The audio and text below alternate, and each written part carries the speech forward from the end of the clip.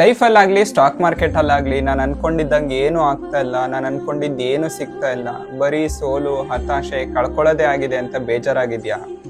ಬೇಜಾರಾಗಬೇಡ. ಭಗವದ್ಗೀತೆ 2ನೇ ಅಧ್ಯಾಯದ 47ನೇ ಶ್ಲೋಕ ಒಂದ್ಸರಿ ಕೇಳಿಸ್ಕೊ. ಕರ್ಮಣ್ಯೇ ವಾಧಿಕಾರೇಸ್ತು ಮಾ ಫಲೇಶು ಕದಾಚನ ಮಾ ಕರ್ಮ ಫಲ ಹೇತುರ್ಭೋ ಮಾತೆಯೇ ಸಂಗೋತ್ಸ ಕರ್ಮಿಣಿ. ಅಂದರೆ ನಿನಗೆ ನಿನ್ನ ಕೆಲಸ ಮಾಡೋಕ್ಕೆ ಮಾತ್ರ ಅಧಿಕಾರ ಇದೆ, ಫಲ ಎಲ್ಲ ದೇವ್ರಿಗೆ ಬಿಟ್ಬಿಡು. ಹೆಣ್ಣು ಹೊಣ್ಣು ಮಣ್ಣು ಎಲ್ಲ ಅವನು ಕೊಟ್ಟರೆ ಮಾತ್ರ, ಬಲವಂತವಾಗಿ ನಾವೇನೂ ಕಿತ್ಕೊಳ್ಳೋಕ್ಕಾಗಲ್ಲ.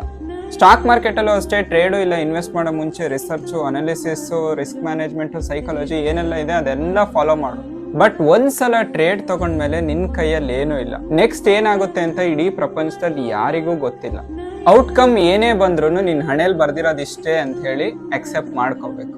ಇದು ಬರೀ ಸ್ಟಾಕ್ ಮಾರ್ಕೆಟ್ಗೆ ಅನ್ವಯಿಸಲ್ಲ, ಜೀವನದಲ್ಲೂ ಅನ್ವಯಿಸುತ್ತೆ. Stop expecting, just accept and go.